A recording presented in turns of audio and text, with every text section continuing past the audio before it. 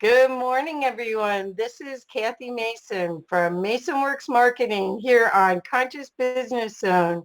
Today with Kim Heger. Hi, Kim. How are you? Hi, Kathy. I'm doing great. Thanks for having me today. Oh, I'm so glad to spend this time with you, and I'm so anxious to pick your brain on how you have made these huge changes in your life with ease and grace. And that's Mm. the way I want to say, because you guys, Kim is a breast cancer survivor, and she is amazing. And I want you to know, I want you to know so much about her journey and how she could help you, because this is really a privilege to have you here, Kim. Thank you. So, Yeah, thank you. so let's start with your journey, if you don't mind. If could you share a little bit about how I mean, from what I know of you, you are an overachiever. um, from the and you have the perfect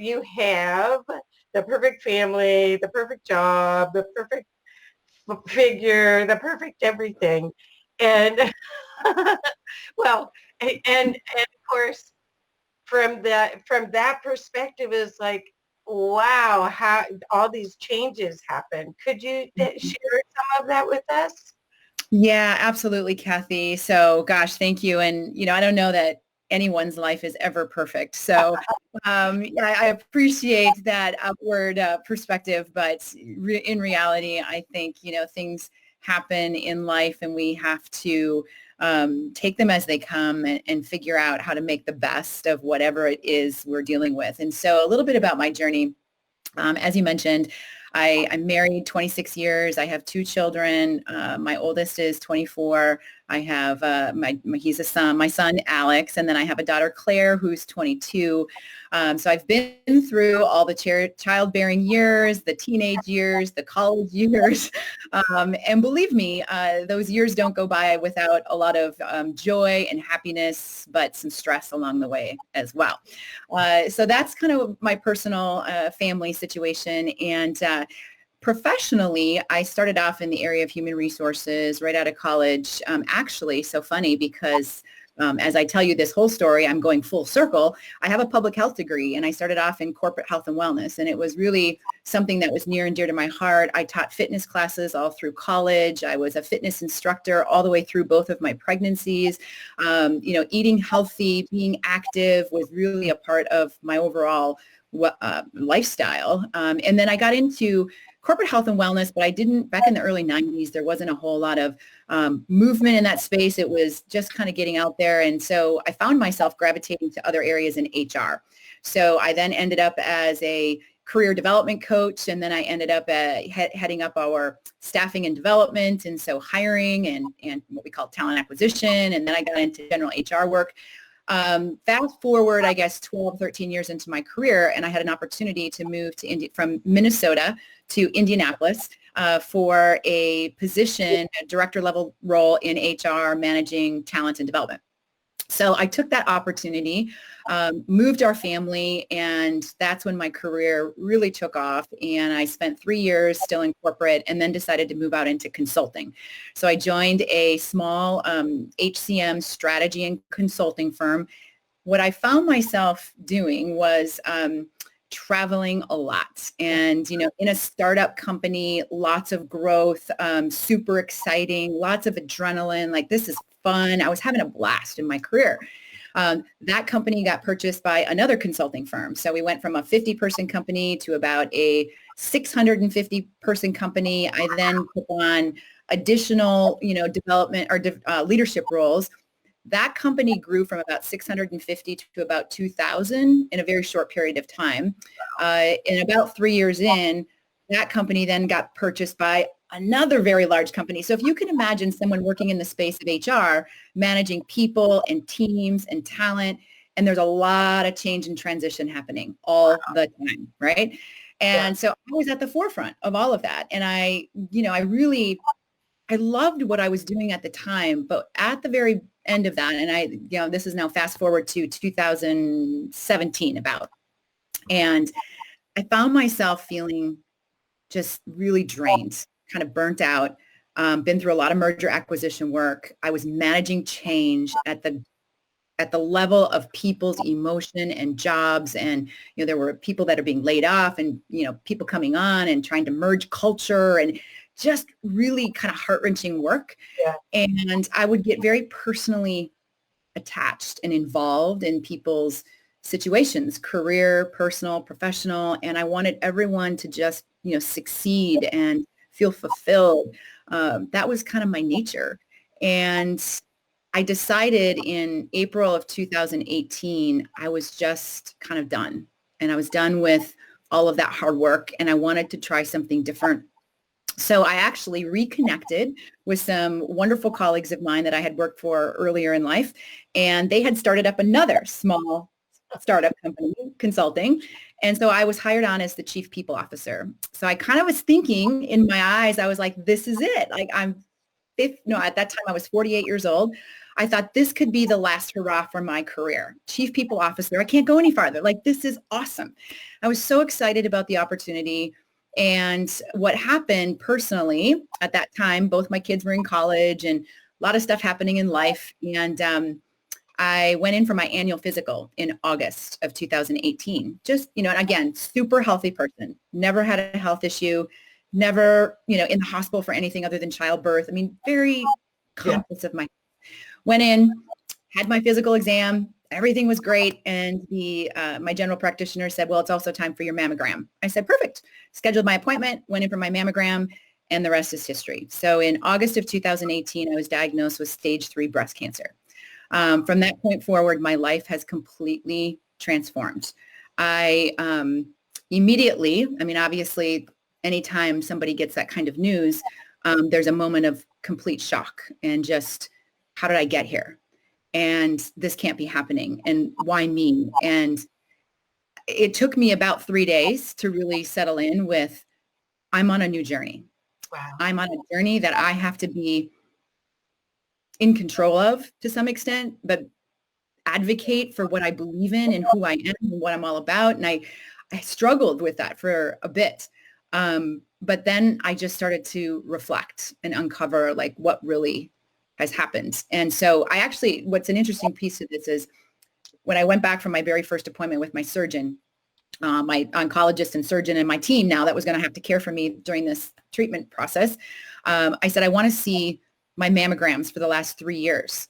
And I said, I want to see them on the screen.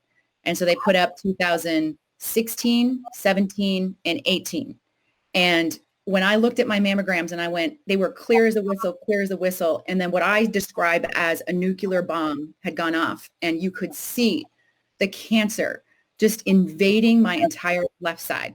And I thought, how is that possible? Like how in 1 year, cancer just doesn't show up in 1 year. And that's when my kind of journey really started about uncovering not what was happening in regards to breast cancer, but what really caused my breast cancer. And stress was one of the things that really hit me hard. Just a lot of just go, go, go, and never giving myself or my body the opportunity to rest because I was always moving and chasing and exceeding. And I finally figured out that that's not the way to live. So I don't know. There's more to the story, but maybe I'll just pause there and we can just, kind of. Thank you so much. Well, a couple of things I wanted to go back to. I also worked in corporate with change enablement. So we have that in common. Yes, and people don't understand that word, change enablement, but it usually is HR, training, and mergers and acquisitions. Mm-hmm. And the mergers and acquisitions is terribly stressful. Usually there's an overlap of talent, and they want you to cut, they call it FEs. They want to cut part of the workforce. So you're responsible for pink slips as you're reorganizing the org chart. And the other part is HR has power, but it doesn't really. It's sort of a weird In the corporation, you say you have power, but it's, you're begging the higher ups for funds and for your Mhm. program, right? So that Absolutely. stress is, and people don't understand, you Right. know, when they say HR didn't do this or that program didn't work, you have no idea what we went through to get you that program Right. or to fight for your job Yeah. even, Yeah. right? I would say too, one of the biggest challenges for me during that process was, the consulting company that I was working for, which was around 23 to 2,500 people, was acquired by, and this was a US based company, but we had locations in London, Japan, India, France. So we were global in nature, but headquartered here in the United States. And we were acquired by an India-based company of 150,000 employees. So there was this real kind of awakening. Wow, these are two really different companies in terms of culture. Right. And so a 2,500 person company is run very differently than a 150,000 person company. And so in the beginning, it was all about, we're going to allow this organization, our company that was being acquired, to be an independent, operator and maintain the culture that we've built, because it was why people joined our company. They loved the culture. It was super important to the leadership, to the people that were remaining. But over a course of about 18 months, it was very evident that that desire, that intent was not carrying forward. So Right. we were now being asked to, really run our company very differently. Culturally, it felt different. Leadership was being pulled in a multitude of directions, which led our employees down different paths of understanding. So, yeah, I mean, and all of that was around change and transition. Yeah. And Oh my. so I look at all of that work that I did in a professional setting and how I personally had to manage through that change and then help others manage through that change. I used a lot of those skills, a lot of those kind of characteristics, I guess, about who I am to manage through my cancer. And it wasn't just about me either. Like I'm the one dealing with this disease, but all of those people around me that love me, my family, I'll get teary about it, but my friends, like, they didn't know how to move with me through that transition either. Like, it was such an interesting point in my life where I was like, gosh, I've been teaching change and transition for so long, and now I'm going through it myself in a really critical way. And I've got these people around me who are also struggling with, how do I help me or, get through this? And so, gosh, if I can, if I think about my professional life and what I've experienced, I think it absolutely prepared me to be a successful and thriving cancer survivor. If that makes sense. Perfect. Well, I think your skills and your enthusiasm for change, because if we look at everything that comes to us as something, what's the benefit of it, and how can I grow from it, and how can I not be a victim of it? That's a lot of what I love about you, because you just saying that you looked at the x-rays, the mammograms. I mean, how many people have done that? Probably no one. Probably no one was that curious. They just took the sentence, the diagnosis, and and dealt with it, right? Mm-hmm. But the way that you work with people and the way that you are, is it's based on being empowered, having the right knowledge so you can make the better decisions, and then supporting people to do that, correct? Absolutely. Absolutely. Yeah. So I think this is a valuable conversation for everyone, whether they have an illness or not, going through these changing times, the stress people are having, and the conversations. There's still so much victimization here that isn't necessary. It really isn't necessary. Mm-hmm. And so could you talk about what you're seeing with your people? You teach yoga, and Mm-hmm. and you teach a wonderful class, and you do coaching. So could you talk about how you are seeing the way that you're supporting people through these big changes right now? Yeah, absolutely. And just to give a little bit of background there. So 2018 diagnosed, I continued to work in my professional capacity for a while. When I had to go to radiation treatment, it was a very time intensive process. So I actually took short-term disability and I took about 8 weeks off. And during that time, I decided to hone into what was super important to me. And it was making sure that I stayed cancer-free, healthy, and had lived a vibrant life for as long as I have on earth. And so I found this institute. It's called the Institute of Integrative Nutrition.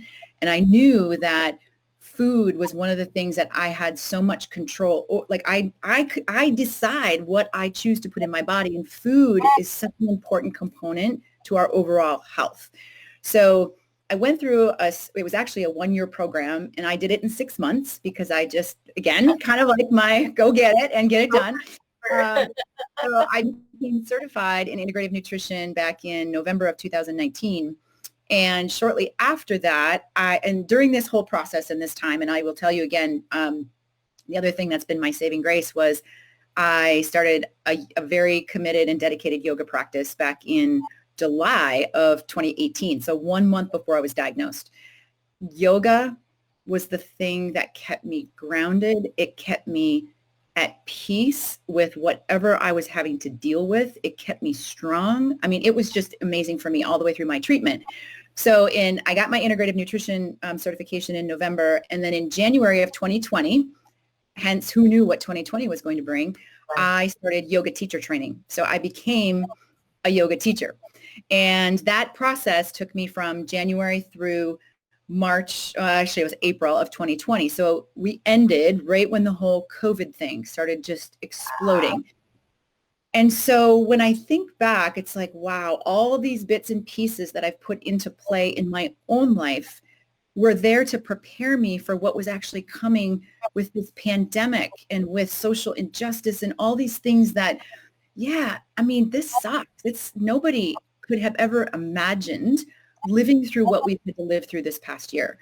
But what I do know is that through this pandemic, I have been able to not only help myself, but to help others, like see the light, like see that, we have the opportunity to create a better life for ourselves, for our family, downtime, taking rest, staying home, all of those things I think gave us an opportunity to really reflect and be more appreciative of what we do have and not be so focused on what we think we need or what we want, or, it's like, what do I have today and what can I be grateful for today?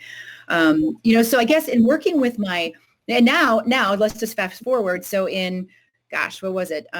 September of 2020, I actually left my full-time, I should say October, it was right around October of 2020. I left my full-time job as a chief people officer, and I decided that I want to do full-time work in integrative health and nutrition coaching. So I started a company called Optimal Health and Vitality, Living a Radiant Life. And I am now doing independent health coaching. And I also am a yoga teacher at a studio here locally. So I'm combining those gifts that I've been granted. And really the gifts have come to me through my transformation, all as a result of a cancer diagnosis. So what I tell people that I work with who are striving to live a better life, to feel healthy, is that, make a commitment to yourself, like that your life is the most important thing on this earth. And if you do that and you think about what's most important to you, everything else will fall into place. But like myself and so many people that I coach, we're focused on how do I make sure everything's working for everyone else? And so we sometimes come last. And it's like, oh, I'll get that workout in after the kids are fed, my husband is happy, and blah, blah, blah. The laundry's done and the dishes are in the dishwasher. And then all of a sudden I'm exhausted and then I go to bed and I don't work out. Versus this mindset of, no, I take the time for myself first so that I have the energy and I have the ability to do the rest of the things for the people around me. So we start there. Like, how much time are you taking for yourself and giving yourself the care that you need so that you can be most efficient and productive for the people around you? And I always say your health is your wealth. Like, if you don't have your health, you don't have anything to give anyone else. So, take that as a nugget. Like, how much time am I giving myself to care for what I need right now? Because right now is all you have. Exactly. We can't predict the future. We can't go back in the past. I can't change what's happened. All I have is right now. So I don't know. Does that kind of guide you? Yes, that's great. And I think that that's what this gift of this lockdown, if there is a gift, is self-reflection, this opportunity to really look at how you are treating yourself and what choices you've made. Because if you really look at it, a lot of the trauma that people are carrying around with them that is causing them their story that they're carrying. And that's what I, as soon as you were talking about the employees and trying to help them, it was like, oh God, all those stories. Because people are still in their childhood from age 0 to 7, they had traumas and they've created like an onion, different layers of storyline on top of that original thought process that's probably not real. Yeah. And so this time period and people like you can help people get to that core thought that doesn't serve them, that they're carrying around like a steamer trunk with them. And the gift of that pause, because I really still think we're in the dark ages and we're about to go to the Renaissance. I think that a lot of systems are going to change, like even when you talk about business and your past business experience, I think things are going to be built more on teams in the future, not in big structures and pyramid structures. I think it's going to be more circles. And so in order for us to get there, you have to, humanity has to do this cleanup work, like you've done, and have people like you to show the way, that say, hey, I know you're scared. Hey, I know you have too many decisions to make. I've read 15 books. Let me digest that for you. I've got the degrees. I've taken the courses. Let me hold your hand and take me and let me show you the path so that you can have an easier go, really. Yeah. Right. Absolutely. And I feel like I've been guided down this path and because I do see so much suffering and so many people and it doesn't have to be cancer. It can be any chronic illness. It can be any trauma in life. And, it could be grief. It could be loss. It could be whatever. But that, a lot of people, they just all go inward and, are you still there? Oh, it looked like it froze for a moment. Yeah. They kind of crawl under a shell and they don't necessarily express like how it's feeling or impacting them. And those feelings, and I've worked through this myself. And I don't know if, I worked a lot through emotion, like what was happening inside my body. And I learned a lot through I connected with a lot of people that had different expertise, whether it was around nutrition or energy and how does your energy get stuck in your body and how does stuck energy become sickness and disease. And I learned a lot about how emotion really creates disease. And so I had breast cancer on the left side. And so we tend to carry sadness on the left side. The left side obviously also is where your heart is.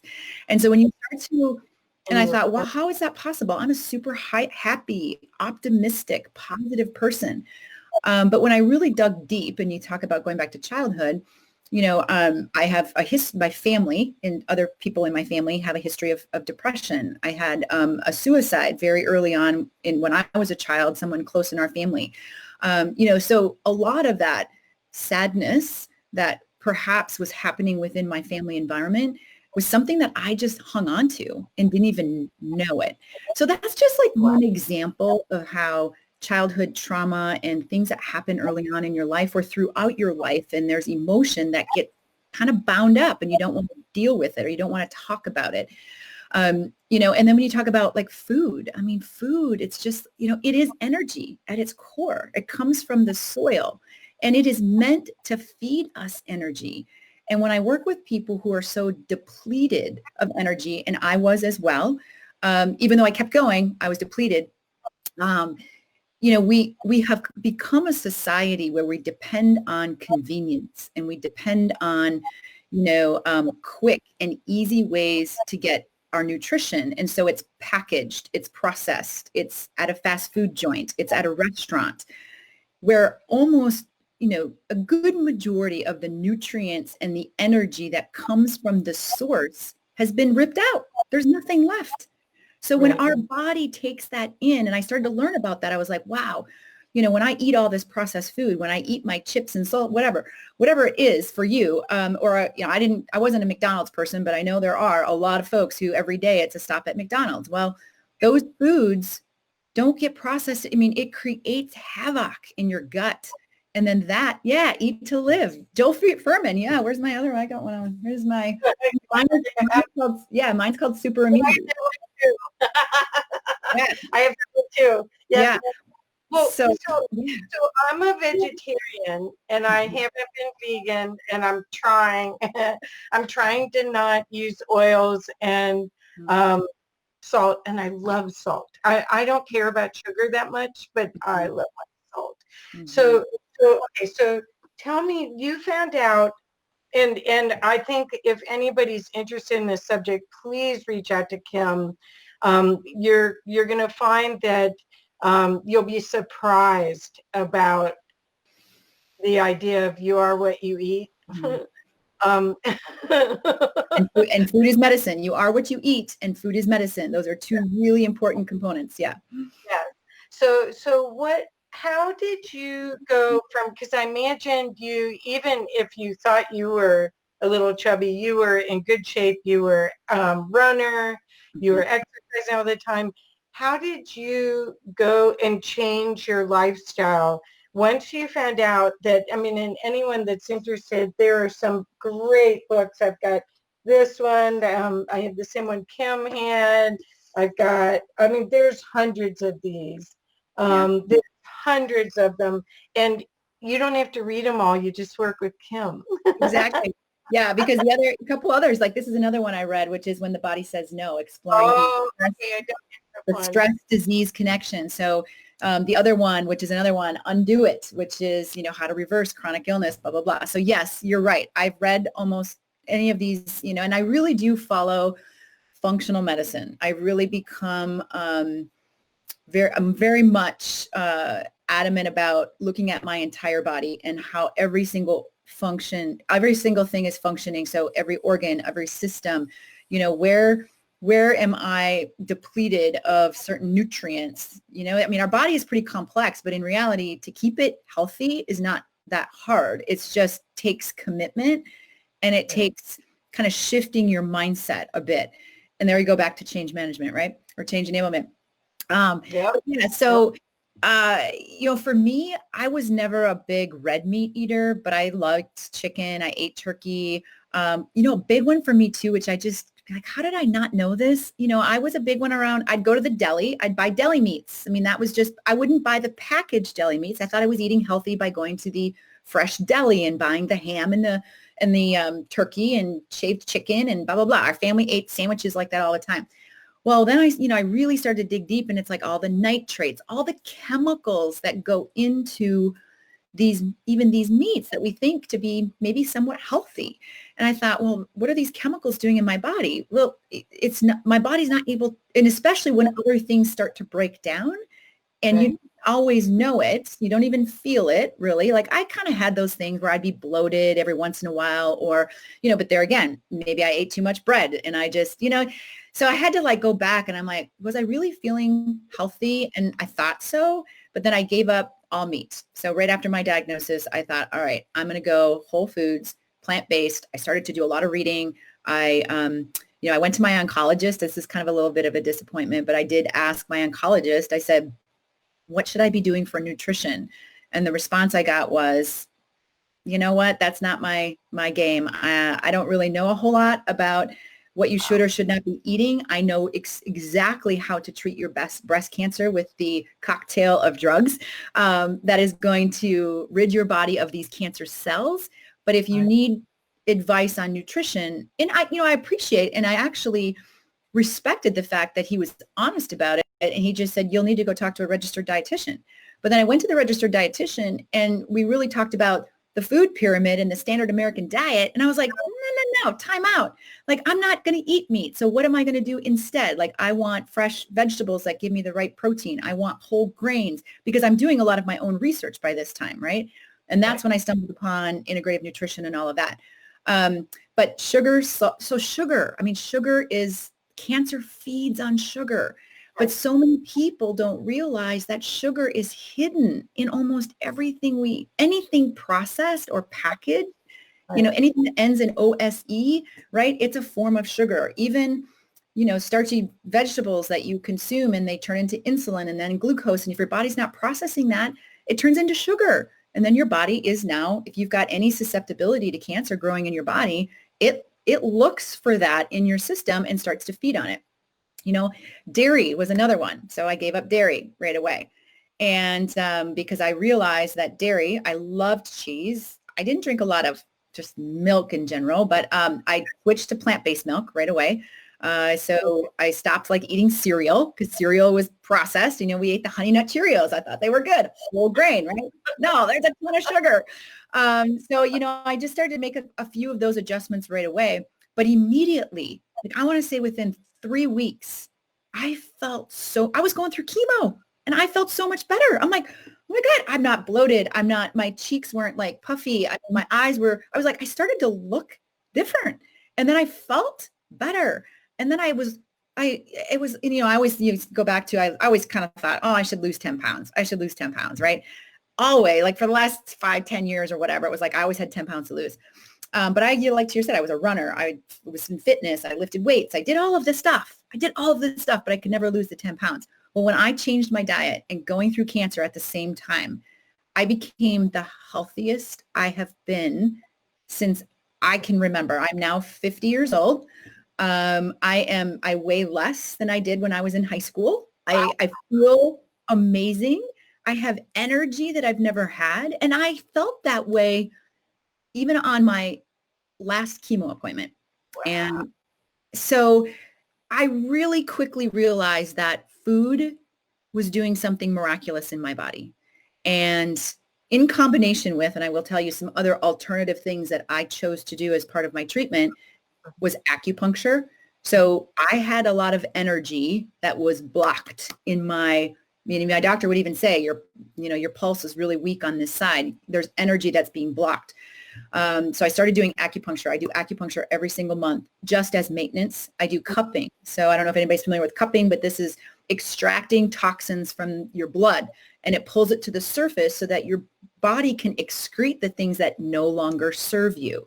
So that process, those two processes also have been really an eye-opener for me in terms of how my body's functioning from the top to the bottom, and really helping to open up all the systems and the flow of energy, and that with yoga, and all of it together. And that's the other piece to this process, is that I call it integrative health and nutrition, because all of this is integrated. There's no one thing that's going to fix everything.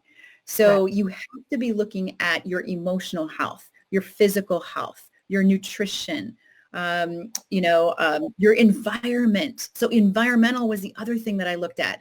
I did a heavy metals test. I had high levels of aluminum. I had all this stuff happening in my body. I had no idea.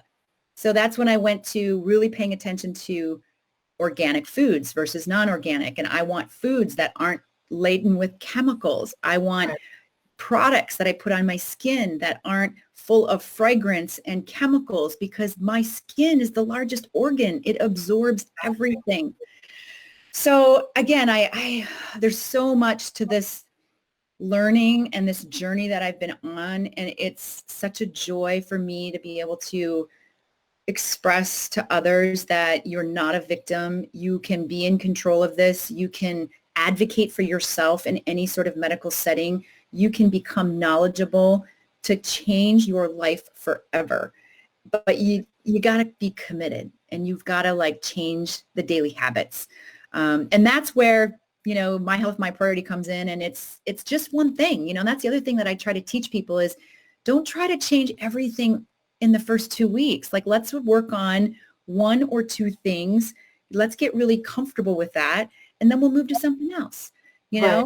Over time, all of a sudden, these are just natural ways of being, and you're no longer working at it. It's just you wake up every day and these are the things you do because you've changed your habits, right? Like your body actually, once you get more, so when you're busy, you're not in contact with your desires.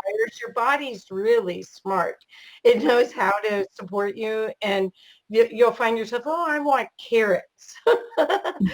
instead of I want candy. Oh, but your body knows what it needs, but we're so busy and so focused outside, we weren't focused inside. So the Mhm. idea is to first of all get back in and connected to your body, number one, and then respond in ways that it's talking to you. It Yeah. really is. Mhm. The thing you mentioned just a second ago, which I'd love to talk some more about, is my health, my priority program, Mhm. which I have the Manual. flyer manual for it in Mhm. front of me. And Kim is a certified trainer for this program and is going to have a program coming up in February 11th. And I've just put the website up so that you can look at the information and see if it's for you. What this program is, and I'll explain a little bit and then ask Kim to explain it some more. But the program, from my perspective, I've taken parts of it. It's done in order to, this program allows you to take baby steps Mhm. to change your life. So Mhm. rather than being overwhelmed by all the changes and all the opportunities to have new habits, this and Kim can take you by the hand and hold your hand as you go through these changes. Do you want to mention anything about this, or Yeah. tell us about it, please? Absolutely. So thanks for giving me the opportunity. So yes, My Health, My Priority is a 12-week program. And I really believe it takes 12 weeks to truly get into this new lifestyle. And I don't like to call this, there's no diet that's going to solve, like I said, it's really a lifestyle that then now you become, this just becomes a part of who you are. And so the 12-week program, it does focus on transitioning to a whole foods plant-based diet, or I should say lifestyle. But Yes. we do that in baby steps. So each week there is an educational kind of component where there are some videos that you can watch on demand, so on your own, with some inquiry type questions like how does this, come up in your life? Like what are your challenges? Those kinds of things. So each week you'll have a video to watch. And then there's just one thing, that's how we call it, just one thing for your health that you're going to focus on. So it might be, maybe you eliminate dairy for a week and see how you feel. And that's the component of being connected. Okay, I'm going to make this change. I'm going to see how I do with this change. And then how does it make me feel? And throughout that 1 week, you always have access to me as an accountability partner. So I think that's the big difference here, is that we need accountability for the changes that we choose to make. And I'm here to support you in that effort. And then we meet as a group. We do a group dialogue once a week. We'll do it on Thursday evening starting in February. It's an hour and a half. And the group of people comes together in a virtual setting like this.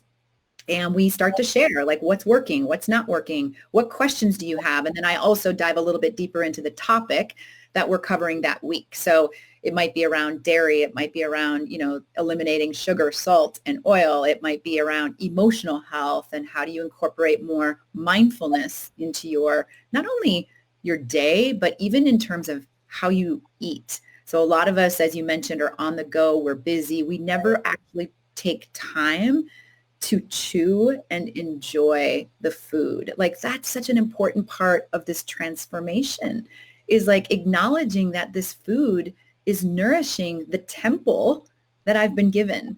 And when we kind of change our thinking around what food is to us, these habits become much easier to adapt. So I've worked with cancer patients. I've worked with people who just want to simply get healthy. I've worked with people who want to lose weight, and they have all come out on the other side with very successful outcomes.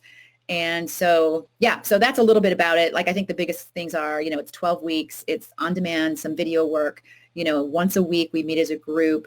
I highly encourage my participants also to try and get a comprehensive blood panel from their doctor if possible, because one of the things is like going back to when I looked at my mammogram, like when you have data and you have facts and information that says, hey, you're deficient in vitamin D. Okay, what do I do to get my vitamin D in line so that it's able to do what it needs to do inside my body? If I always am deficient, then my body's going to be depleted in other areas as well. So getting a comprehensive blood panel work is super helpful, not required.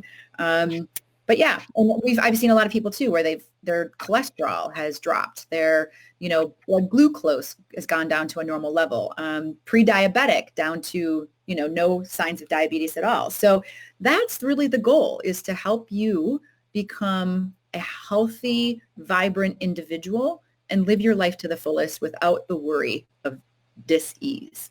So. It's wonderful. Thank you. So the other thing I'd like people to know about this course is that all of the videos on the back end are done by MDs or well-being or medical professionals. So this isn't just things that people have put together and took you through these steps. This is very, very scientific proof. There's 30 years of proof that your food is medicine and that food can change a lot of the chronic disease in the world. Especially the American diet is just laden with stuff. But the problem is that the number one, it's too simple. It's hard, but it's simple. Because we're addicted to the other foods. And then number two is that we don't really, even though there's 30 years of research on this, and there's a lot in the medical journals that shows that you can change diabetes in 3-4 weeks. I mean, this is remarkable what you can do to help yourself very quickly if you have chronic illnesses, but it's just not getting out there. It's just so interesting that here you are, you're saying, and you could tell in just weeks how different you felt, and you were already in pretty good shape. I mean, that's why you were so shocked, is that, you were a little tired, but you could still function. Right. Yeah. And that's what's so fascinating to me about it, is that, like I said, I felt healthy. I was diagnosed with cancer and I'm like, wait a minute, I'm a healthy person. Even going through chemotherapy, I was like, okay, what's going on here? Because I have a lot of energy and they told me I was going to get sick and I was going to not feel good and all this other sort of stuff. But I did things along the way. And that's what I'm saying. Like, I know for a fact in my own personal experience that the modifications and the changes that I made in my lifestyle was what helped me become a healthy, vibrant person, even with cancer. Like, it's crazy. So, yes, I mean, Dr. Esselstyn, who's done amazing work in trying to reverse heart disease, so the heart disease, yes, it's all preventable. Diabetes, it's preventable. So Dr. Esselstyn, there's the Joel Furman, who we talked to. There's, all kinds of doctors that really are practicing at a functional medicine level who are seeing tremendous results with their patients when they look at the whole body and how it's functioning and use food as medicine.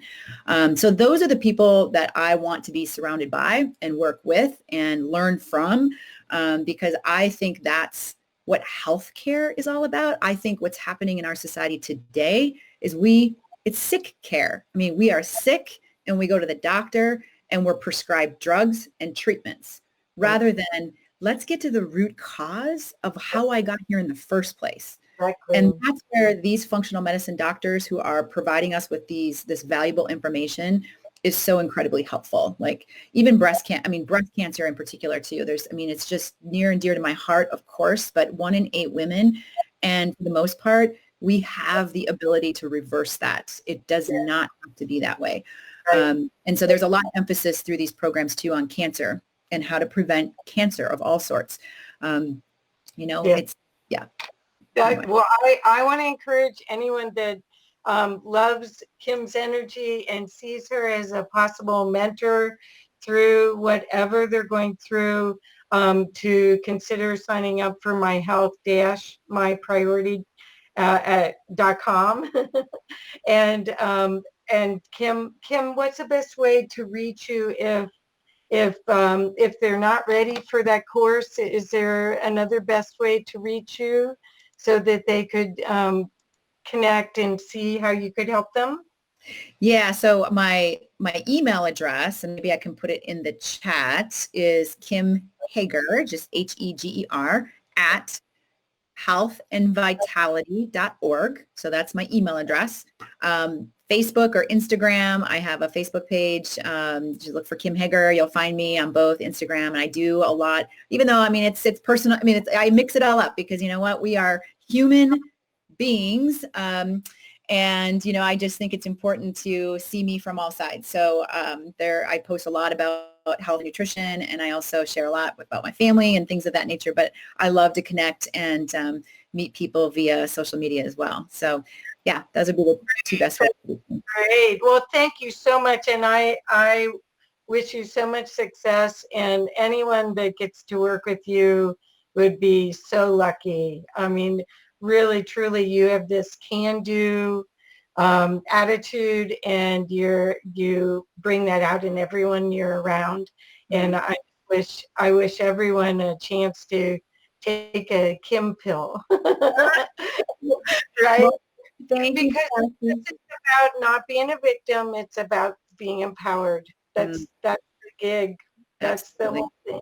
Right? And that's my mission in life, is to inspire and empower others to, like I said, to live a vibrant and healthy life. Because again, if we don't have our health, we don't have anything to give. So I think it's the most important thing in our lives is, your own health, and then your family and the people that support and love you unconditionally. And then you have so much more to give to the world around you. So perfect. Well, thank you very much. I'm sure we'll have you on again because there were lots more questions to ask. Yeah, absolutely. And I do see some questions in the chat, Kathy. Can we get back to some folks with the questions in the chat? Of course. Yeah. Okay. Right. Well, thank you very much. Thank you, Kim. Thanks, Kathy. Thanks all. We'll talk to you soon.